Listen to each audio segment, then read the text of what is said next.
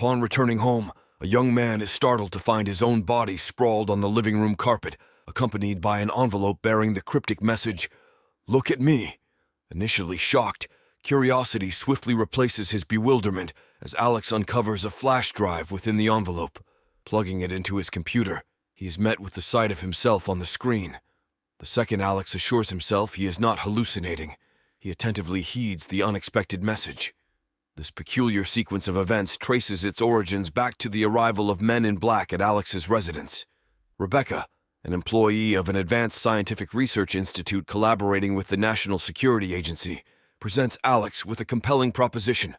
However, before delving into the details, Alex is required to sign a non-disclosure agreement. To sweeten the deal, Rebecca hands him a sizable check. As Alex commits his signature to the papers, he begins to unravel the narrative involving an unregistered American satellite, setting the stage for a mysterious journey. Reluctantly agreeing to the unusual proposal, Alex discovers the satellite is purportedly from the future, harboring a coded message.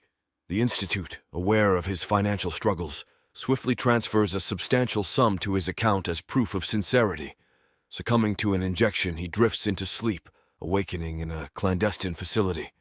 Tasked with deciphering the satellite's enigma, 5 weeks elapsed with no breakthrough. Despite Rebecca's suggestion of a day off, Alex persists. A vision of a woman decoding the task visits him, causing a nosebleed.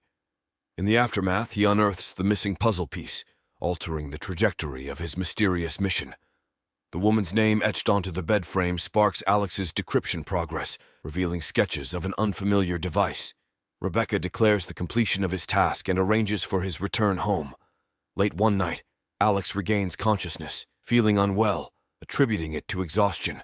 In days, discomfort intensifies, accompanied by persistent hallucinations. 2 mysterious individuals confront him at his doorstep, questioning his decision to decode the code.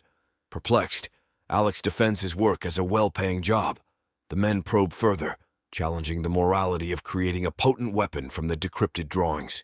Alex, overwhelmed, requests their departure amid a throbbing headache, prompting the men to express gratitude before leaving. Relieved after the encounter with the mysterious men, Alex returns to his computer, only to be interrupted by a call from Rebecca, reminding him of the signed non-disclosure agreements. Indignant, he realizes the Institute is monitoring him. As he resumes his computer work, the lights abruptly go out. Outside, he spots one of the questioners, but the man's body inexplicably grows. Frightened, Alex rushes home, witnessing a giant hand reaching for his window. In the morning, Rebecca finds him at work, where Alex attempts to explain the presence of a highly advanced civilization existing not just in space, but also transcending time. Through a temporal window, they observe events unfold. Alex urgently conveys to Rebecca the peril of their device, foreseeing it sparking World War I. Rebecca, aware of Alex's brain tumor, discloses the Institute's culpability, linking it to a radioactive satellite. Insistent on halting the project, Alex, in the present, buries his deceased self in the forest. Returning to the computer, he continues listening to his future self, lamenting the ignored warnings. Recalling a cryptographer, Beth, he tracks her down. Initially resistant, Beth opens up when Alex reveals his imminent death in 6 months. She, in turn, discloses having only 2 years left. Beth comprehends that the drawing is, in fact, a weapon from the future. She communicates with a person named Shearman through the computer, tackling tasks sent to her. As Beth starts feeling unwell, a man guides her to the bedroom, while downstairs, he glimpses scenes of her life reflected in mirrors. Beth bids farewell to her military-clad beloved in one reflection, while in another, comrades convey devastating news. Holding a handful of pills, she contemplates leaving life, but is drawn back by a message from Shearman on the computer. Alex responds, but Shearman discerns it's not Beth, and disconnects. Discovering a stack of printed tasks, Beth confronts Alex in the morning, realizing the intricate connection. Shearman, not affiliated with the Institute, becomes a crucial piece of the puzzle. Alex implores Beth's assistance to halt the creation of a deadly device. Beth, revealing illness post-satellite interaction, experiences hallucinations, pondering a future message. Intrigued, she attempts to contact the sender, hearing voices and even her own. Alex, at home, encounters men in black, warned by Rebecca to avoid Beth. Undeterred, Alex dismisses the warning, only to find his papers missing. Simultaneously, Beth witnesses a distressing light, causing sickness and fear. In this unfolding mystery, both are gripped by forces beyond their comprehension. In an attempt to escape, Alex resorts to drowning his thoughts in alcohol. A message from Shefferman appears on his computer, sparking suspicions of Rebecca hiding behind the alias. Denying this, the doorbell rings, revealing Beth directed by Siobhan. Siobhan provides blueprints for a device capable of neutralizing future technology. Together, they devise a virus to thwart the machine outlined in the decrypted blueprints. The next morning, Rebecca interrupts, revealing the Institute's awareness and imminent approach. She discloses Shefferman's true identity, urging them to reach him quickly. As Institute representatives approach, the couple flees, hoping to thwart the ominous device with Shefferman's assistance. Through the rear exit, Rebecca is apprehended, injected, and tossed into a car. Simultaneously, all gas burners in the kitchen are left open. Alex and Beth later reach scientist Miles in the evening, instantly recognized by him due to his continuous monitoring of their work. The revelation unfolds that the satellite in question wasn't the sole one. Another orbited Earth for about 400 years. Unknown entities from the future awaited Earth's evolution to decrypt their message.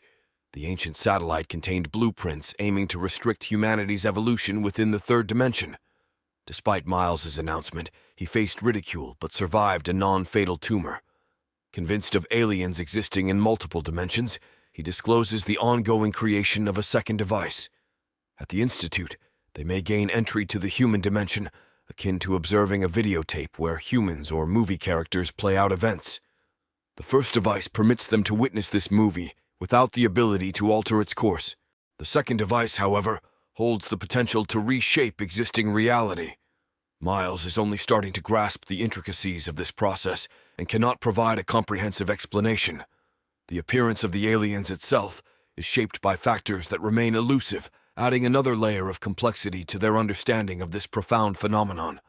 For over 30 years, Miles has maintained a unique connection with an enormous, invisible alien in his garden, altering his perception. Miles sees the true form of this humanoid, but others are oblivious. He believes the tumor in people's heads aids in perceiving the alien's reality. Alex suggests smashing the device, but guaranteeing its destruction is uncertain. To ensure safety, they plan to erase all data on the Institute's server, guided by Miles, a founder. A loud bang interrupts, prompting the couple to flee, leaving Miles to pacify the alien. Alex and Beth locate the Institute and embark on uncovering its secrets. Sneaking through a hatch, they enter and decide to split up to maximize their chances of locating the laboratory. Inside, Alex observes a guard's peculiar behavior, constantly moving backward. He deduces that time within the Institute is trapped in a loop. Beth, experiencing the same loop, activates a bomb in frustration, but the time distortion prevents her from leaving the perilous zone.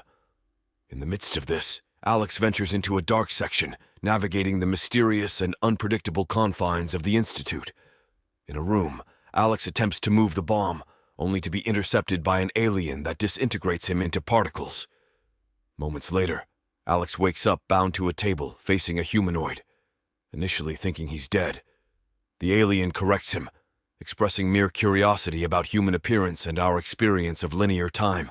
For aliens, time is an incomprehensible and tedious cycle of empty beliefs, a stark contrast to the human perspective. Trapped in a perpetual cycle, humans are compelled to relive the same experiences. In contrast, aliens exist beyond the confines of time and space, omnipresent in every moment. The concept of causality and the sequence of actions remains a mystery to them. Alex contemplates the transformation that would occur if humans were freed from the constraints of waiting. He envisions humans adopting a semblance of the alien's appearance, shedding the familiar personality and ego. The alien, encountering this realization, expresses surprise at the inevitability of death, a natural phenomenon concealed by human apprehension. As he distances himself from time, a force that both grants and takes away, humans perceive the world through their imagined constructs. Alex contemplates the consequences when the source of this mental projection fades.